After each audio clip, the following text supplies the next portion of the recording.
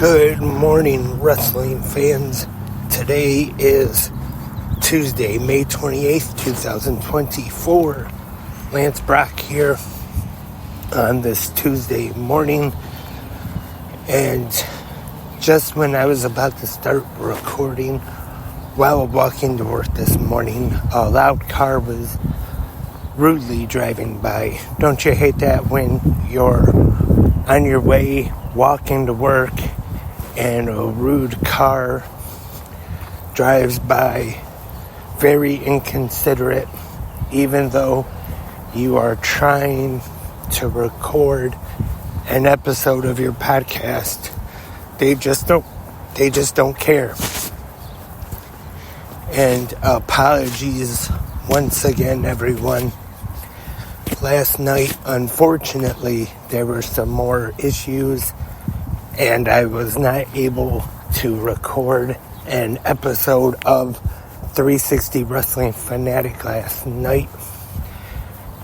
But don't worry, I still have plans to talk about AEW Double or Nothing on 360 Wrestling Fanatic, and also last night's WWE Monday Night Raw with all the fallout from Saturday's King and Queen of the Ring Premium Live event.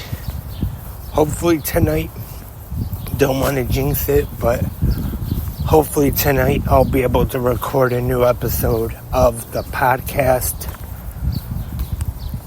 Hopefully.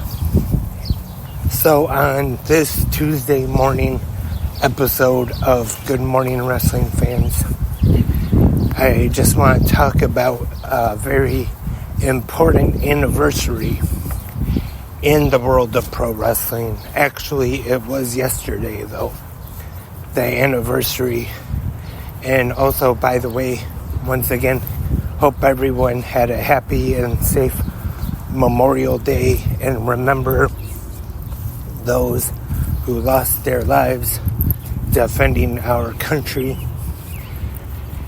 But the anniversary I'm talking about took place on May 27th, 1996, on an episode of WCW Monday Nitro.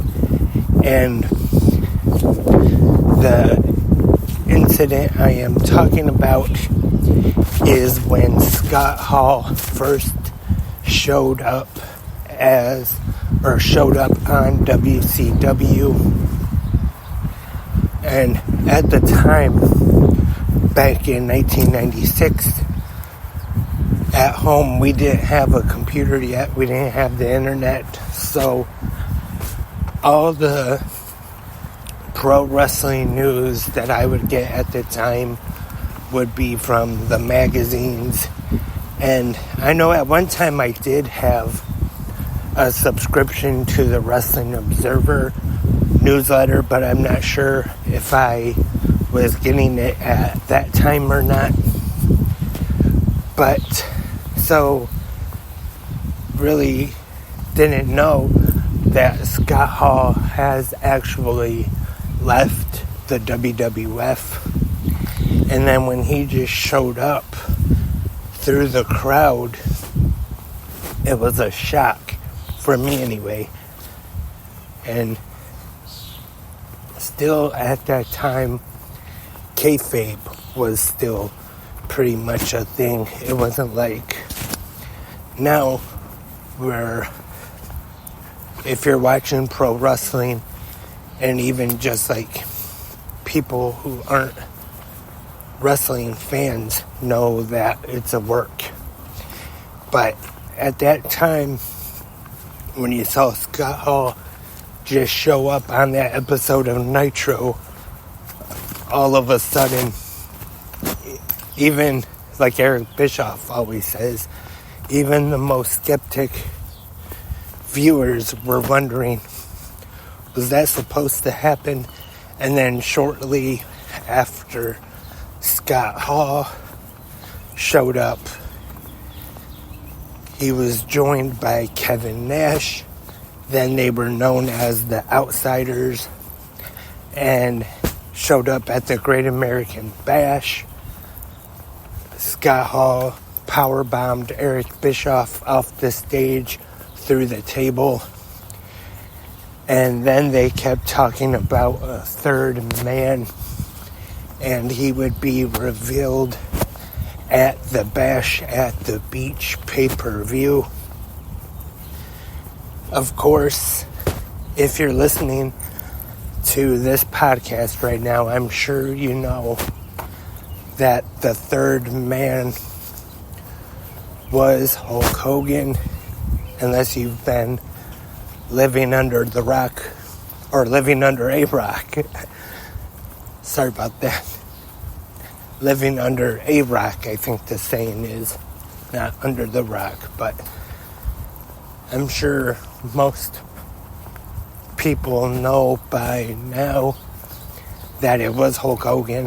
Of course, was the formation of the NWO, the New World Order, even though that first night Hogan actually calls them the New World Organization at one point. So maybe they weren't actually officially decided just yet of calling it the New World Order. Either that or Hogan just had a bit of a mess-up and called the group by the wrong name. If you remember at WrestleMania 30, when they were at the New Orleans Superdome, and they had him out, and he accidentally called it the Silverdome instead, thinking he was back in 1987 at WrestleMania 3. Who knows? And a lot of people have talked about how when Hogan first came out, that Bobby Heenan may have spoiled it and gave it away, because when he first saw Hogan come out, he yelled out, "Is he the third man?" or something like that. And people say he was kind of spoiling it, but on Tony Schiavone's What Happened When podcast, he explained that at the time, the commentators himself, Bobby Heenan and Dusty Rhodes, didn't know what was going to happen. They didn't know that Hulk Hogan was going to be the third man. So, in my opinion, don't really blame Heenan, especially if they didn't know. And also, there's been some talk about maybe if Hogan didn't want to turn heel, if he didn't want to go through with the idea of being the third man, let's talk about maybe it being Sting instead. Now that's kind of funny. If they turned Sting heel at that time, that definitely would have changed wrestling history. Of course, eventually Sting would change up his look and become the Crow Sting. But then what would that be like if Sting turned heel there and joined the NWO? We had Hollywood Hogan, would we have had Hollywood Sting? So I would say it probably worked out for the best, but who knows? And that is all for this Tuesday morning episode of Good Morning Wrestling Fans. I just wanted to talk about that important anniversary. And yes, on a future episode of 360 Wrestling Fanatic, I hope to talk about AEW Double or Nothing and last night's WWE Monday Night Raw. But feel free to go in the comments section right now and give your thoughts and your opinions on WWE King and Queen of the Ring, AEW Collision from Saturday night, AEW Double or Nothing from Sunday night, and WWE Monday Night Raw from last night.